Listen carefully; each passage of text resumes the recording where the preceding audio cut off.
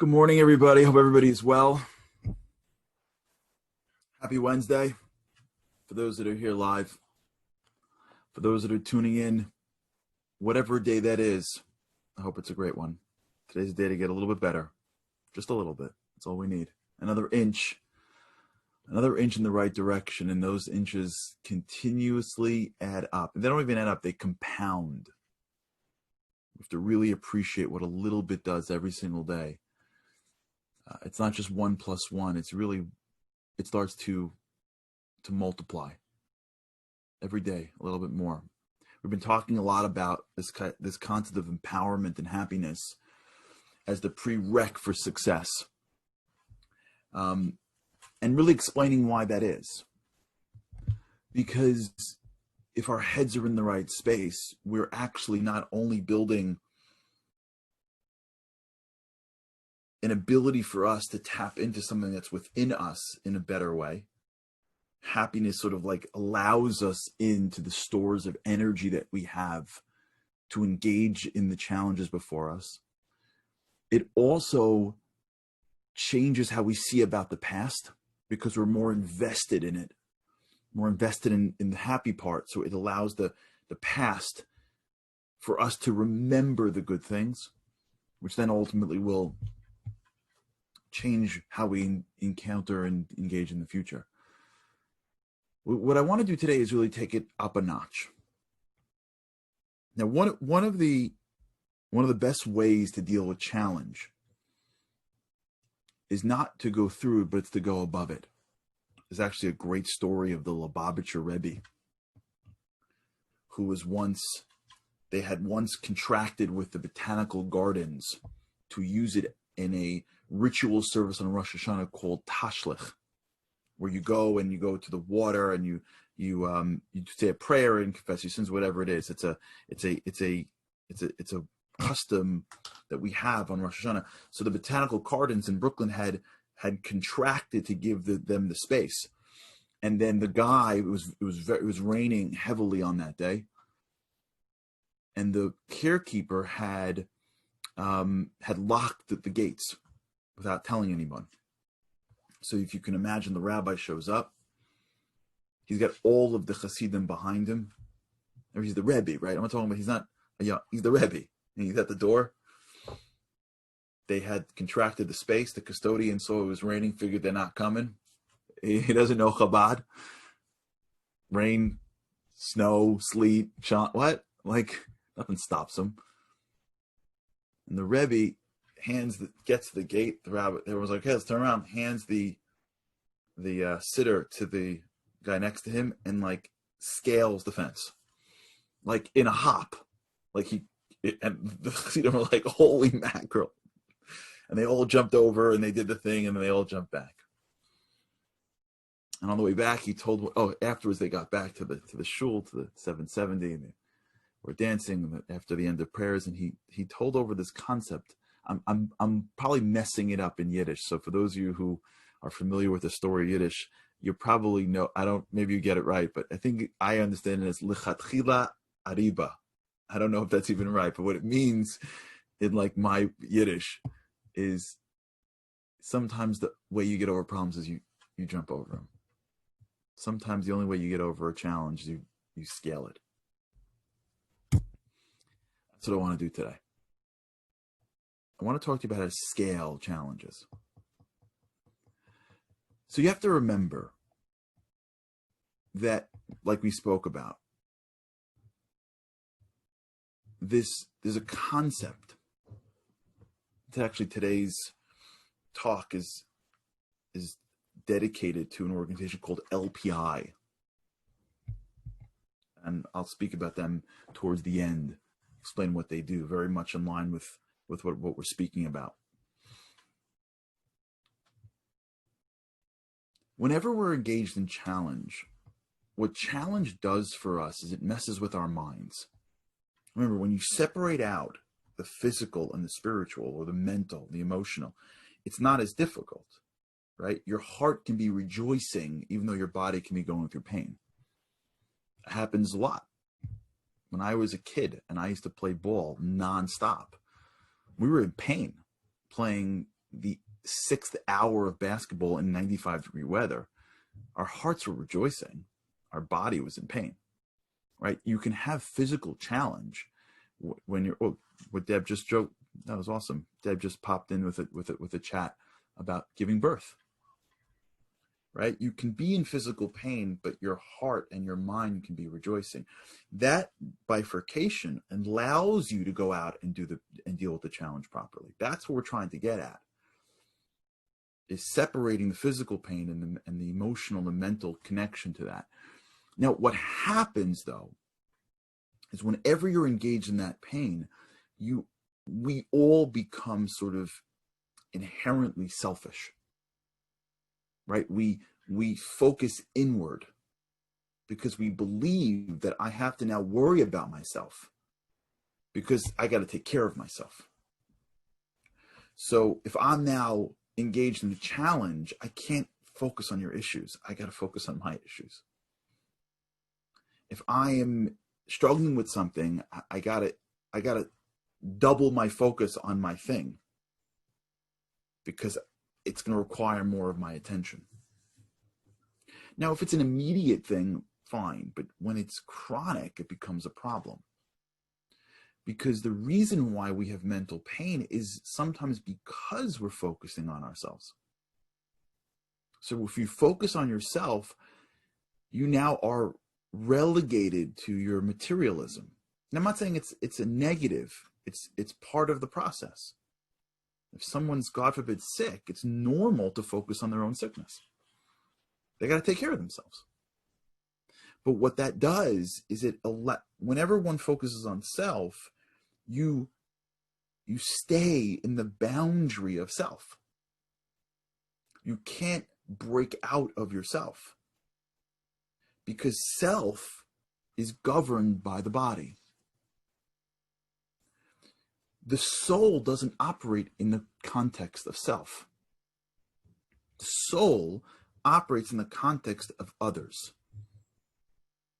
If you walk through a door and you hold it for somebody else, that feeling you get, that giving moment, that feels different than when someone opens the door for you. Because when someone does something good for you, it's good. It feels good, but there's still a sense of selfishness there.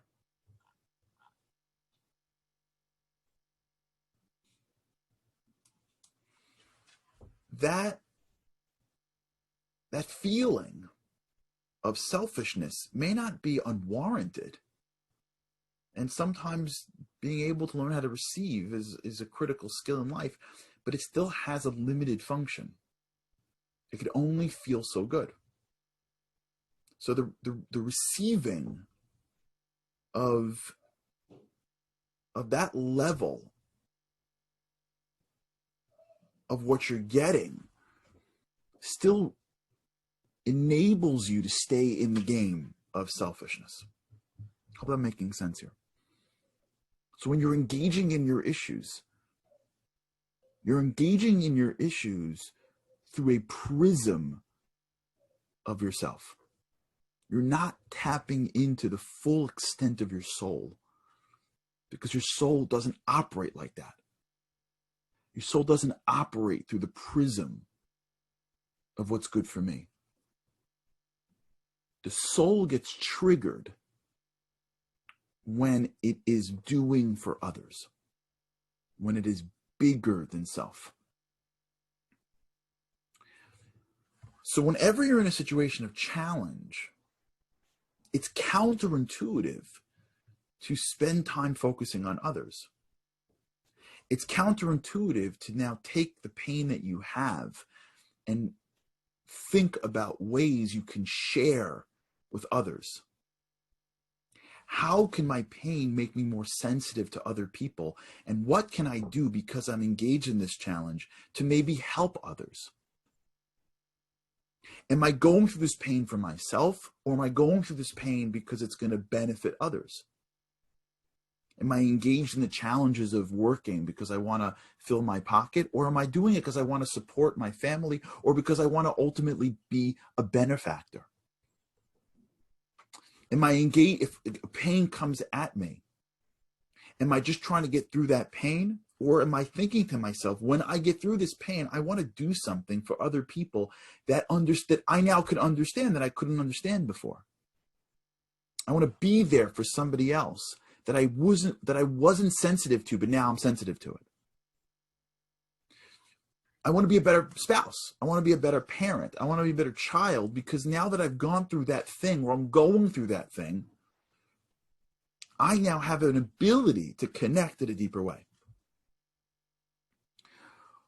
When we are engaged in challenge, and when we're engaged in that challenge, we are looking at the pain that comes from the challenge as an opportunity to be able to be helpful to others. We are now taking the struggles that we feel and we are elevating them. We're going over the challenge. We are now accessing a piece of ourselves called our soul that isn't bothered by this world, that isn't taken down by the physical world. So when I engage in a challenge, and while I'm engaged in it, I'm thinking about ways to be helpful to other people through my pain. Now I'm elevating my pain. I'm giving it ultimate purpose. And now I am accessing an energy resource called my soul that will enable me to not only go through the pain, but to see the purpose in the pain in a way that I could never, because before I was just focusing on myself and my way of dealing with pain. I wasn't focusing on other people. So if I am struggling to do something, it's hard for me to do something. Well, if I'm focusing on the people that are getting the benefit from that, and I'm telling myself, if I do this for him or for her, it's only going to get easier for me, and I'll be able to do more for them. Now, engaged in the pain is part of my process that I'm going to be using to be giving to other people. I'm going to be stronger for others. I did this research, I quoted in the book, I did this research about people that were diagnosed with certain chronic illnesses. There's great research, and they did two different things for them. For one of them, they just made them happy. People that had this diagnosis, I don't know what I don't remember what it was, but it was a chronic illness, and they split them into two groups. And one group was just do fun things for them, and it worked. And then it went away, and then it worked and went away. And the other group, they actually turned them into mentors for other people that were younger than them that went through similar chronic illnesses. They didn't do anything fun for them. They didn't take the group away on vacation. They made them to be mentors of people younger to them in age with the same illness, and the happiness levels of the second group was much greater than the first group. Why? They're not partying, not having fun, no one's catering to them. The answer is because when you're being catered to, it feels good, but you're still accessing your body. When you're helping somebody else with the exact same thing that now you are uniquely situated to help, because you're going through something, you're now taking the pain and you're elevating it above your body. It's not going to go away. Now, every second that you felt that pain, there's a purpose to it, because it creates the ability for you to share with somebody else. So many times this happens to me where I have to go do something, and and then something, not even a small challenge, comes before that. And I'm like, oh, I'm not going to do it. Forget it. I'm too tired. I'm too this. I'm too that. I'm too this. I'm too that. And then all of a sudden I have no choice because I agreed. So I go do the thing. And the thing is all about somebody else. I'm saying a few words for him, whatever it is. And I find myself feeling so much better about myself, because for a few minutes, as opposed to focusing on my challenges and what I can't do and what I'm struggling with, I was able to I had to disconnect it and just focus on somebody else. And by focusing on somebody else, I just was free from it. It elevated. That's the concept. One of the greatest ways to disconnect your mind from your physical pain or from your challenges, or even your mental pain and mental challenges. You could be you could be anxious about something. You can be worried about something. You could be frustrated about something. You may not be going through any physical pain. It may just all be mental. You're worried about the future. You're frustrated about the past. Whatever it is. Some of the greatest ways in which you can disconnect from it and infuse it with meaning is when you figure out how to either focus on somebody else during this period of time, or seeing the pain that you're going through as a way to be ultimately something that is for somebody else. They did this great research with raises. Maybe the most uncomfortable thing that people do in business is they ask for a raise. It's hard to walk into an office and say, I need more money. So they had people go in for raises. Then they coach them before they walked in for a raise to think about their families. Think about what they wanted to buy their children. Think about what they wanted to buy their spouse.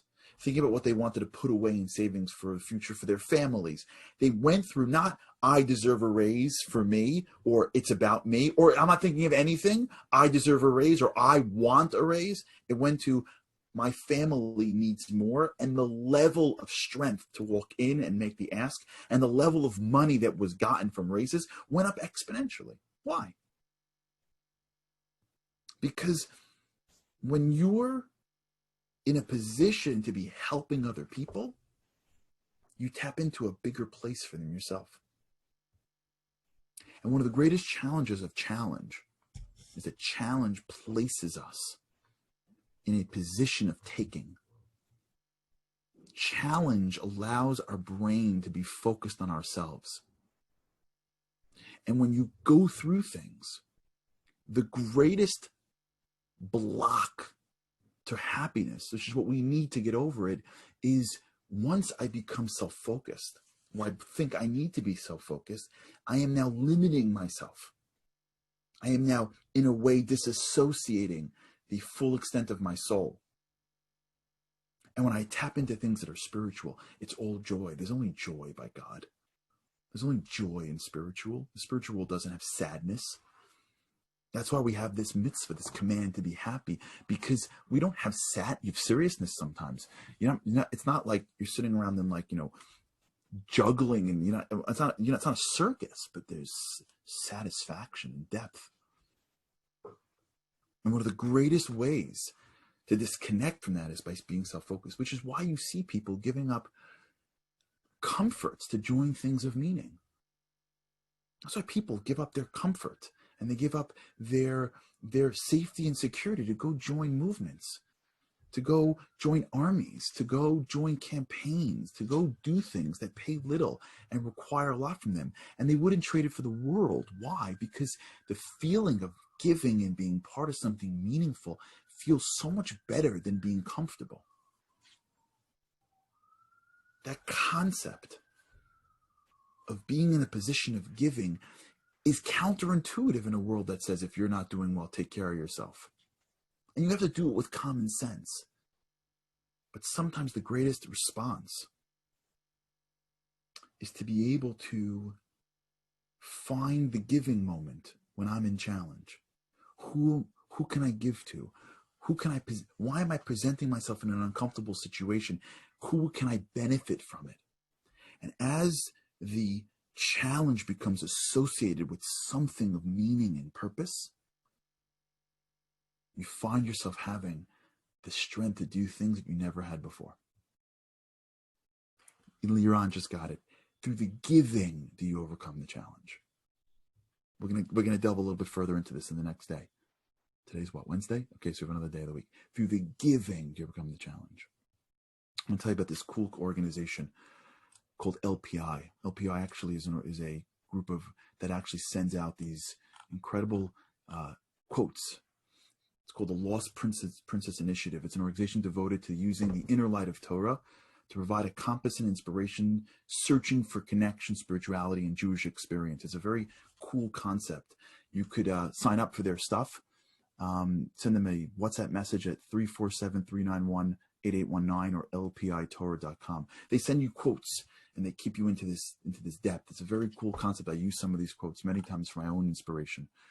And I want to read you one quote. This is actually a little bit of the spirituality piece that I was getting to. It's a quote by the Kedushas Levi, or Levi Yitzchak Berditcher. Listen to what he says. When God sends joy to a person, when you feel that sense of joy, you have to channel it into words, into prayer or study or praise. When you channel the joy into something tangible, connected to spirituality, whether that's praise of God or helping or giving or Torah, something. It actually binds yourself with the Creator. It's a cool concept that happiness is very much intertwined with the depths of the spirituality with God. And when we start to see the challenges as a way that pulls us away from this true joy, and we dig into the giving aspect of it, we start to access it in a much deeper way. Check out this LPI. I'm going to post in the chat a little bit of their group for those who want to look into them a little bit more. Very cool organization. They send out these quotes all the time. Lost Princess Initiative. But until then, we're going to speak about this a little bit more tomorrow as well. This path, I think Leron nailed it at the end. Giving is the channel to overcome challenge. And so today I want you to think about this. Andy just posted their Facebook post as well. Today I want you to think about this. Think about if you get hit with any challenge today, whatever it may be, small or big, try to, before you I can't believe this is happening to me. I'm going to send the link for those who want a link to this as well. Before you get to, this is the link I'm posting as well here for their WhatsApp group. Before you respond with, oh, why is it happening to me for, or what can I, stop for a second and think about how you can use the challenge in front of you to benefit somebody. To what can I do now that I've been challenged? How is this going to benefit somebody? How can I get through it? And when I get to their end, that someone will be benefited by.